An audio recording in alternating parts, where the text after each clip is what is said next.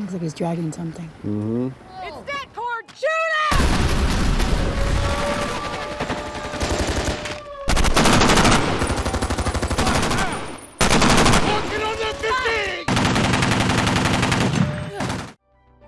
Our story kicks off at a remote military outpost in Syria, where tensions are at an all-time high.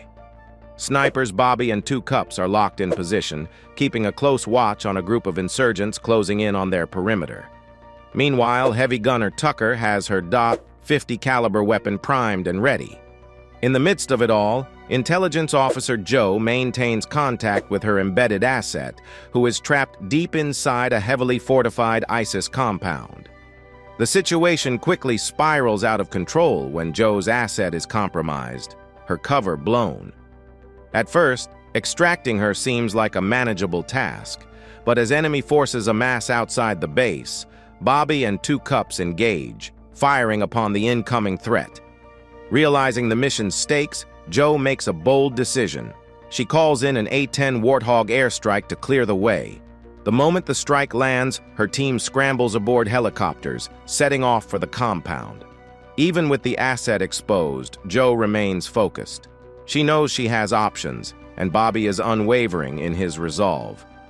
"I'll never say no," he states over the radio. The team will fight until their leader orders them to stand down. But time is running out, and the opportunity for extraction slips away. Left with no other choice, Joe authorizes a Reaper drone strike, ensuring the asset's fate is sealed along with the compound's destruction. The missile is launched, and in an instant, the mission concludes, not with a triumphant rescue, but with a calculated sacrifice. 4 years before these events, Cruz was just a young woman working at a small-town burger joint, trapped in a cycle of abuse. After a long shift, she returns home to her violent partner, who lashes out physically when she refuses to comply. This final act of brutality is the breaking point. Determined to escape, Cruz makes a bold move the next morning. She grabs a frying pan and strikes back. But her abuser doesn't let go so easily. He chases her down, refusing to let her slip away. Desperation leads her to a Marine Corps recruitment center, where a Marine stands up to her pursuer, forcing him to back off. Inspired by this show of strength, Cruz makes a life-altering decision.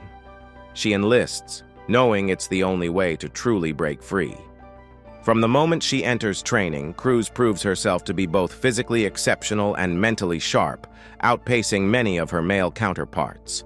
Her potential doesn't go unnoticed. An officer pulls her aside, telling her she has what it takes to make a real difference. "Most men don't do 22 pull-ups in high school," he notes, impressed by her raw ability. But it's not just about strength. Cruz is driven by something deeper.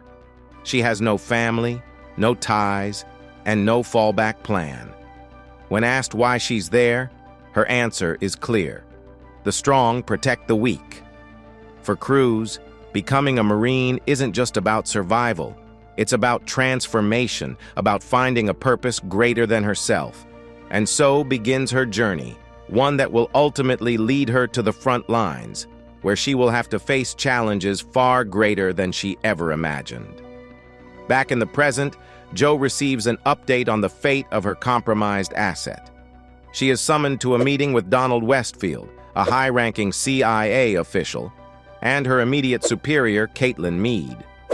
The discussion turns tense when Westfield berates Joe for not noticing a small but crucial detail. Her asset had a tattoo.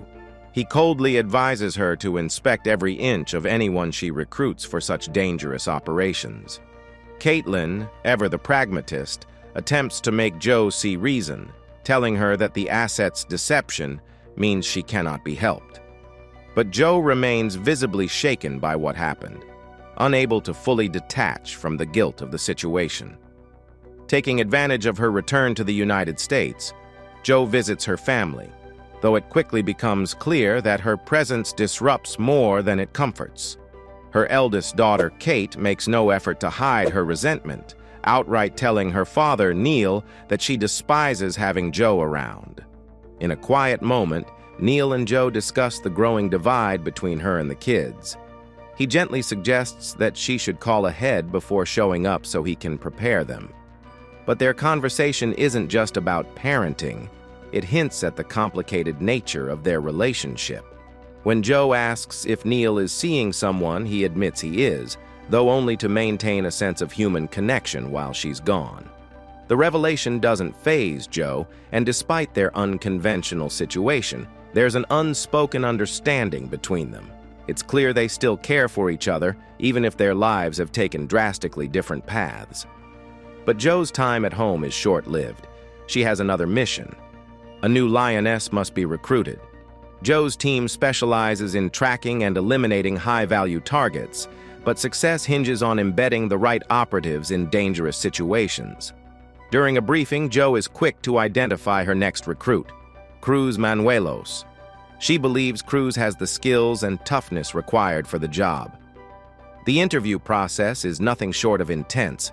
Cruz is made to strip down so Joe can inspect her body for tattoos, ensuring no details could compromise her cover.